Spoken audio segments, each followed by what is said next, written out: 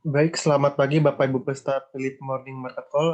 Pada pagi hari ini tanggal 9 Juli 2021 di akhir pekan ini kami akan kembali menyampaikan yang namanya market outlook pada hari ini, bagaimana kondisi market terakhir dan apa saja market drivernya pada pagi ini. Juga uh, tentunya saham-saham yang Bapak Ibu bisa perhatikan pada pagi hari ini.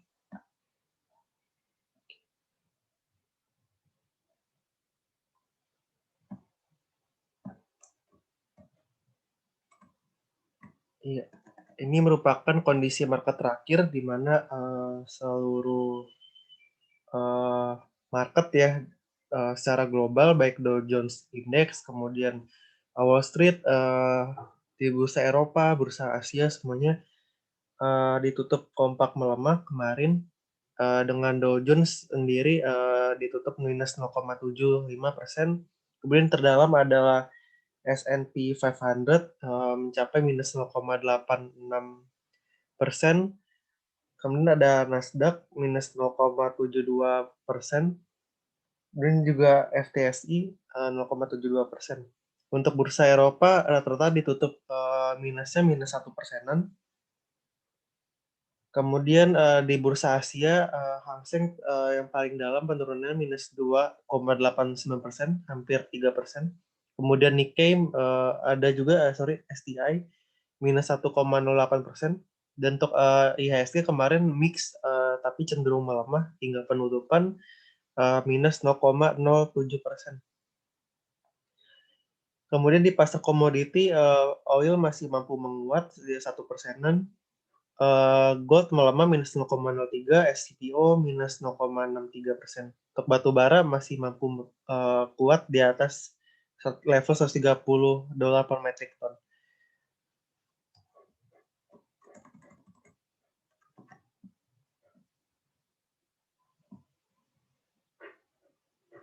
Oke, kemudian pada hari ini kami memprediksikan market akan lebih cenderung bergerak bearish dengan level support di 6.018 dan resisten di 6.070.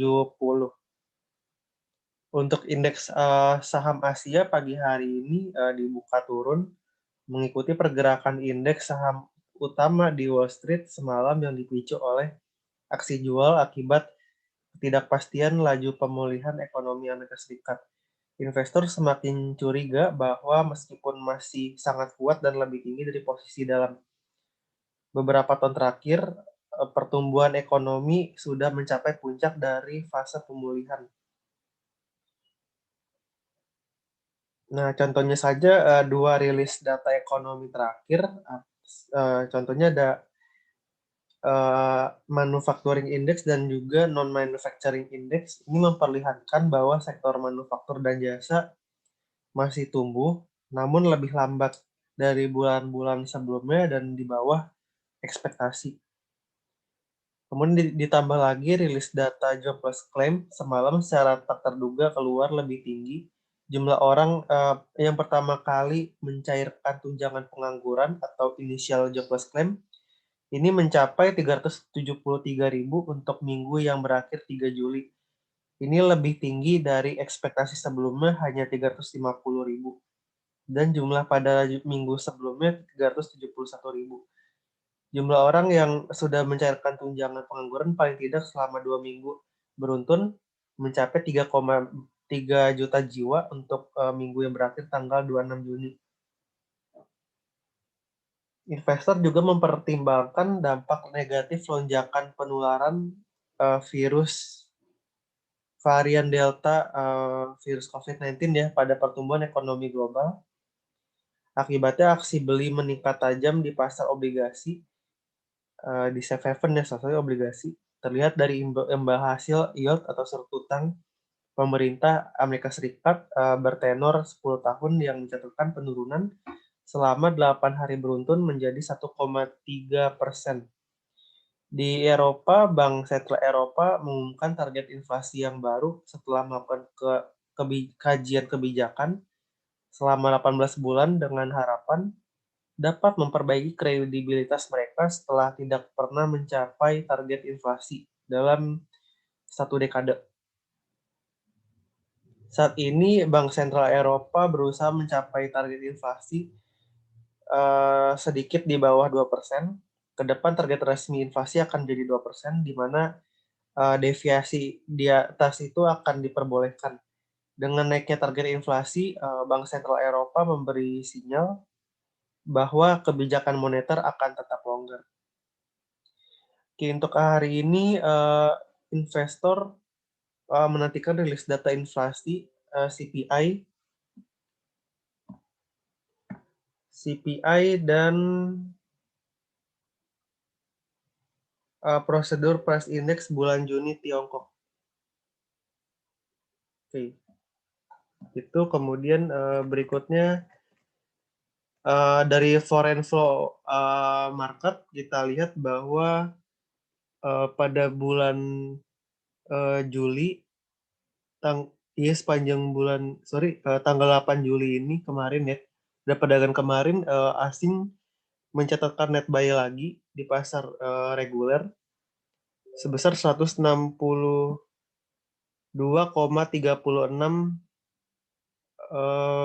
miliar rupiah, sehingga kalau di total lihat-lihatkan sepanjang tahun ini net buy mendekati 4 triliun ya, tepatnya di level 3,98 triliun rupiah di pasar reguler.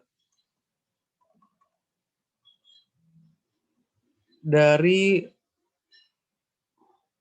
korporasi ada GGRM yang belakangan ini harga sahamnya naik kencang ya. GGRM akan mendistribusikan dividen sebesar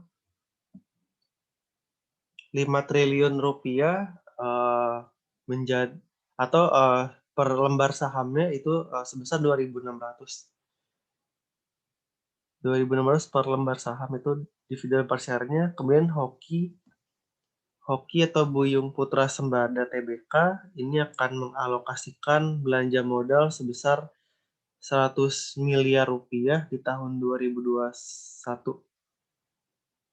Belanja modal ya, 100 miliar rupiah di tahun ini.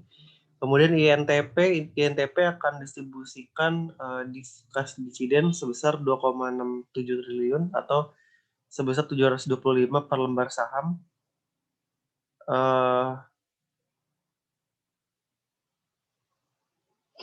Untuk ini ya, dividen di finalnya, final dividennya.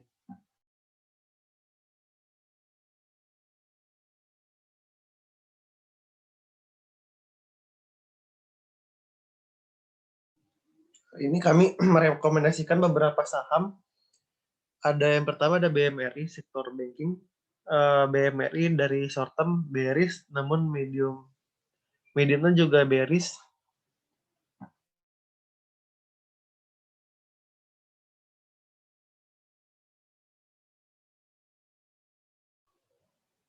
Untuk hari ini kita rekomendasinya trade buy untuk BMRI di level 5.900 dengan target price terdekat di 6.100 dan target berikutnya di 6.200. Ini untuk medium term memang masih di sekitaran level 6.200 untuk area psikologisnya. Tadi juga dengan RSI, kalau Bapak Ibu lihat RSI juga sudah mulai meningkat dan juga volumenya juga masih mendukung, sehingga target sekitar 6.100 sampai 6.200 masih reliable untuk BMRI. Stop loss jika turun ke bawah 5.775 karena berpotensi akan kembali ke level 5.600 jika ke bawah 5.775. Kemudian berikutnya ada GGRM, gudang garam, short term dan short term bearish, namun medium term sudah menunjukkan pola bullish.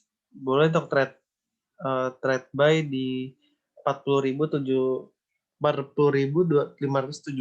dengan target price terdekat di 42.750 dan target price kedua di 4.360. Jangan lupa untuk stop loss GGRM jika turun melampaui 35.475.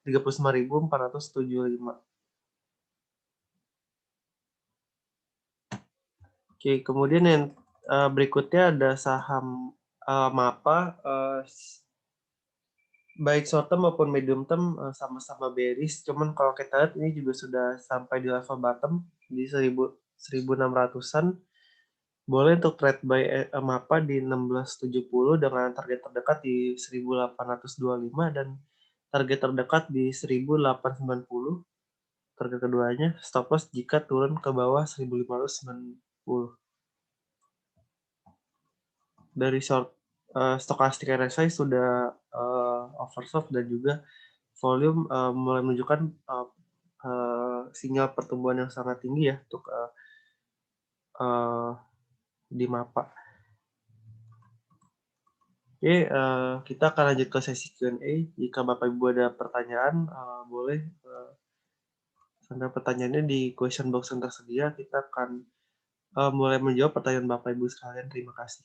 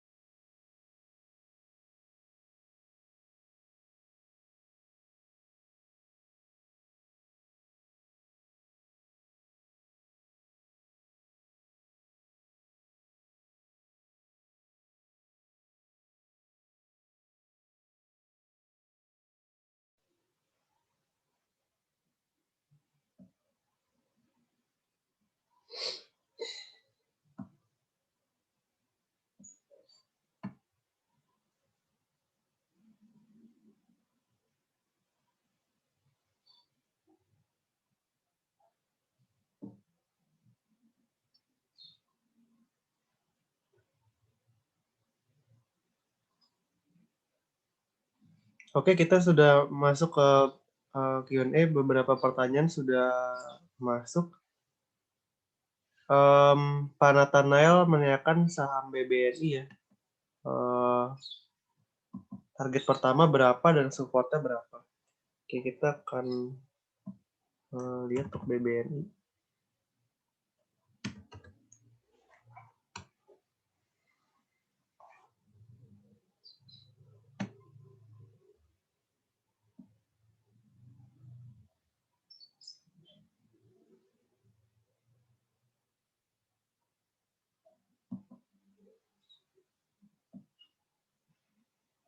Ya, untuk BBNI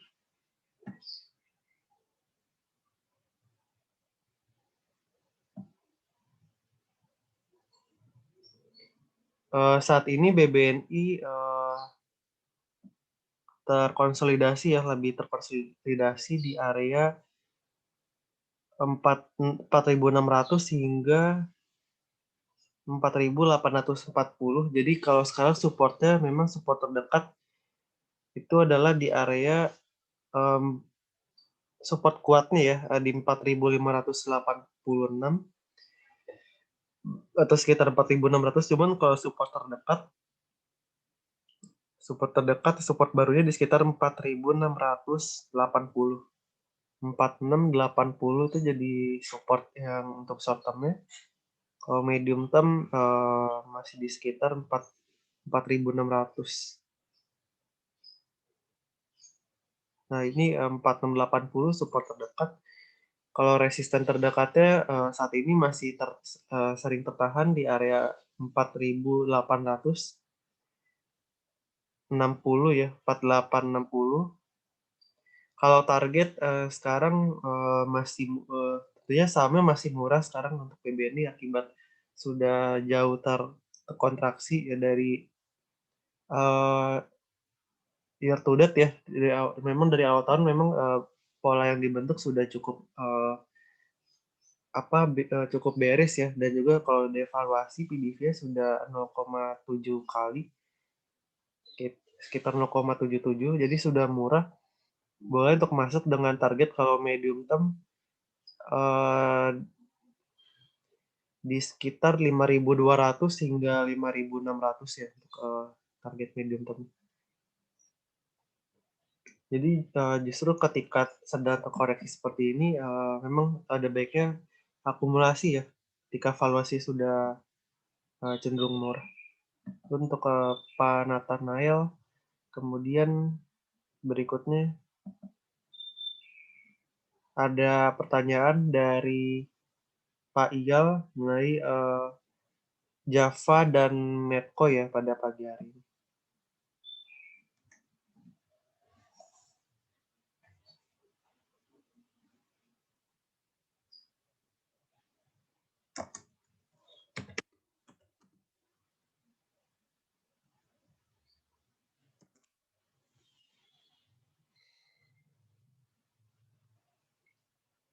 Ya, kalau Java kita lihat kemarin sedikit menembus level supportnya di 1670 dan kita perkirakan masih akan melanjutkan dari pola bearish-nya ya.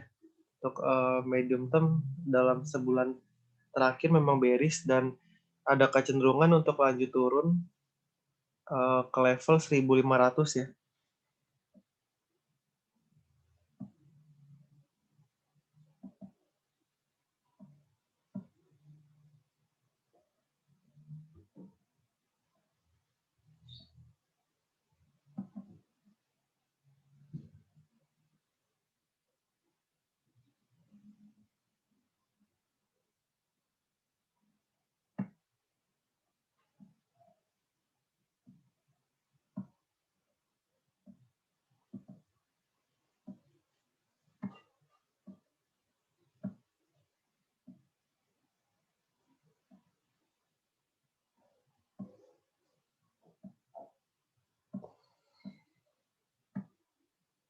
Oke, kalau kita lihat dari pola ini, mungkin teman-teman bisa lihat bahwa area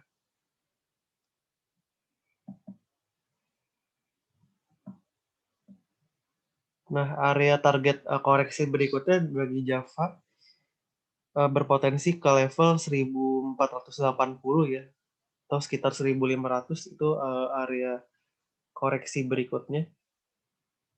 Sehingga sekarang ada baiknya wait and see dulu karena masih berpotensi untuk koreksi.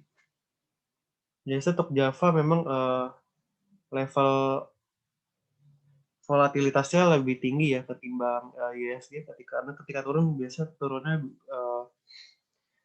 kalau 1 bulan terakhir memang dia penurunannya 20% ya.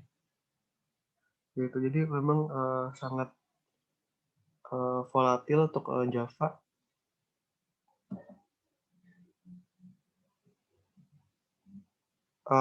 Ada baiknya level entry levelnya di sekitar 1.480 hingga 1.600-an ya target masuknya entry levelnya. Kemudian untuk target medium term-nya di sekitar 1.700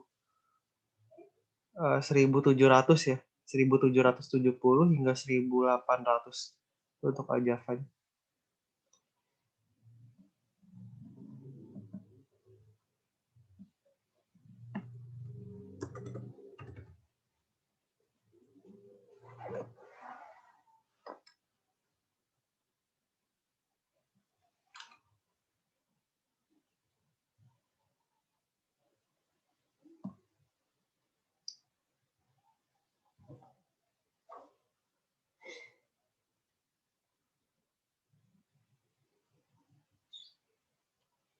Kemudian ada Astra Internasional. Untuk Astra level target apa namanya untuk hari ini ya, hari ini lebih ke arah masih ada kecenderungan untuk koreksi ya, karena dari sisi RSI memang sudah jenuh beli, overbuy, kemudian ada potensi untuk turun juga, lebih ke arah turun ya. Supportnya perhatikan lagi, supportnya sekarang di sekitar 4.800 untuk Astra. Koreksi.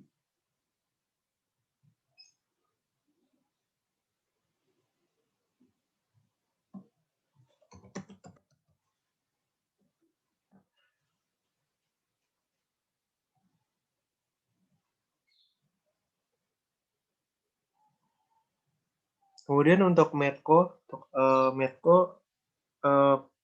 untuk perdana hari ini juga nampaknya masih ada kecenderungan untuk melemah ya, karena dari sisi kemarin support dia sudah break ke bawah 600 ya, 600 itu area supportnya.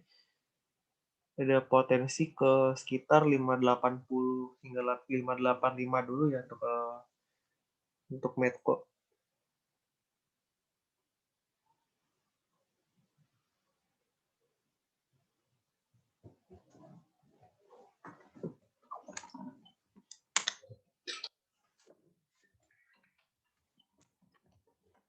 Ya, itu untuk Medco di sini masih ada potensi untuk turun sebenarnya.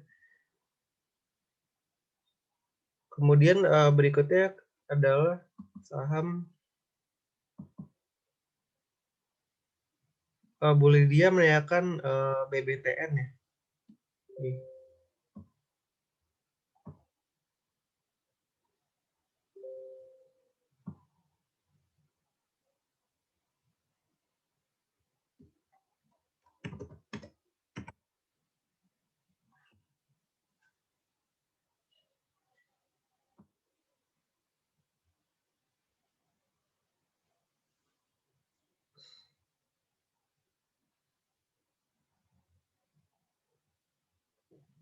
Oke, untuk BBTN sejauh ini short term masih sideways, masih bertahan di atas 1.300 ya, jadi masih bisa di hold.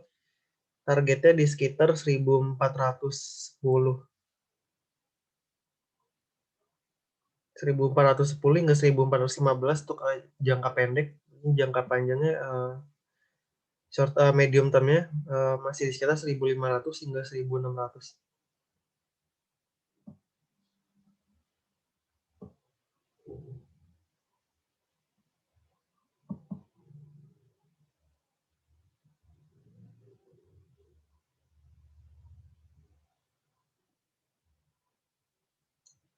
Beli ya, stok sekarang justru beli karena sudah